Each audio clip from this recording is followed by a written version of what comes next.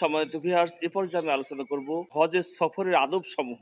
১ নম্বর, নিয়াত খালিস করে নিবেন, অর্থাৎ একমাত্র আল্লাহকে রাজি খুশি করার নিয়াত রাখবেন। নাম, সোহবত, দেশ ভ্রমণ, আবহাওয়া পরিবর্তন, হাজি উপাধি অর্জন ইত্যাদি নিয়াত রাখবেন না। ২ নম্বর, খাঁটি অন্তরে তওবা করতে হবে, অর্থাৎ কৃত গুনাহের জন্য অনুতপ্ত হতে হবে, এখনই গুনাহ বর্জন করতে হবে এবং ভবিষ্যতে গুনাহ না করার পাকাপাক্ত নিয়াত করতে হবে। কারো টাকা পয়সা বা সম্পদের হক নষ্ট করে থাকলে তার ক্ষতিপূরণ দিয়ে দিতে হবে। পাওনাদাররা জীবিত না থাকলে তাদের উত্তরাধিকারীদের থেকে তার সম্পত্তি তার নিষ্পত্তি করে নিতে হবে। সেরূপ কারো সন্ধান না পেলে পাওনাদারদের সওয়াবের নিয়াতে পাওনা পরিমাণ অর্থ তাদের পক্ষ থেকে দান করে দিতে হবে। কাউকে কষ্ট দিয়ে থাকলে তার থেকে মাপ করিয়ে নিবে। ৩ নম্বর, মাতা পিতা জীবিত থাকলে এবং তাদের খেদমতে থাকার প্রয়োজন থাকলে তাদের ইজাজত ব্যতীত নফল হজে গমন করা মাকরুহ। খেদমতের প্রয়োজন থাকলে ফরজ হজে ইজাজত ব্যতীত যা মাকরুহ নয়, যদি পথঘাট নিরাপদ থাকে। পিতামাতার উচিত ইজাজত দিয়ে দেয়া। ৪ নম্বর, সফর থেকে ফিরে আসা পর্যন্ত সময়ের জন্য পরিবার পরিজন ও অধীনস্থদের প্রয়োজনীয় খরচাদির ব্যবস্থা করে যেতে হবে।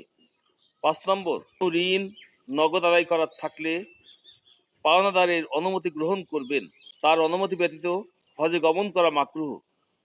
তবে যদি কাউকে ঋণ আদায়ের দায়িত্ব অর্পণ করে যাওয়া যায় এবং পাওনাদারগণ তাতে সম্মত থাকে, তাহলে অনুমতি ব্যতীত ও যাওয়া মাকরুহ হবে না। আর ঋণ যদি নগদ আদায় করার না হয়, বরং মেয়াদ বাকি থাকে এবং মেয়াদের পূর্বেই হজ থেকে ফিরে আসার হয়, তাহলে সেই পাওনাদারের অনুমতি গ্রহণ ব্যতীত হজে গমনে কোনো অসুবিধা নেই।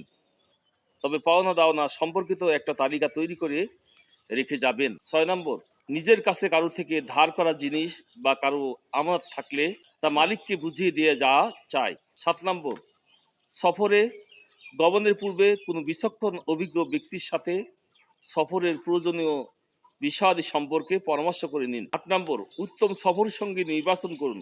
পূর্ব অভিজ্ঞতা সম্পন্ন আলেম হলে উত্তম হয়, যার কাছে প্রয়োজনে হজের মাসাইল ইত্যাদি জেনে নেওয়া যাবে।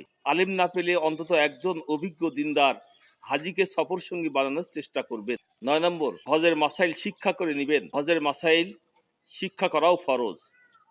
দোয়া কালামের ফজিলত আছে, তবে দোয়া কালামের উপর জোর দিতে যে জরুরি মাসাইল থেকে অমনোযোগী ও উদাসীন হওয়া চায় না। হজ ও উমরা সম্পর্কিত নির্ভরযোগ্য মাসাইলের কিতাবও সঙ্গে রাখা চায়, কিতাব দেখে নেওয়া যায়। অনেকে তাওয়াফ, সাই ইত্যাদির দোয়া মুখস্থ করতে পারেন না বলে হতাশ হন। হতাশার কিছু নেই। একান্তই মুখস্থ করতে না পারলে এসব দোয়া ব্যতীতও হজ উমরা হয়ে যাবে। তবে এসব দোয়া সুন্নত বা মুস্তাহাব, তাই সম্ভব হলে হিম্মত করে আমল করার চেষ্টা করুন। ১০ নম্বর, হজ উমরার সফর একটি বরকতময় সফর। এ সফরে যাবতীয় সুন্নত, আদব ইত্যাদি আমল করা চাই। আমিন।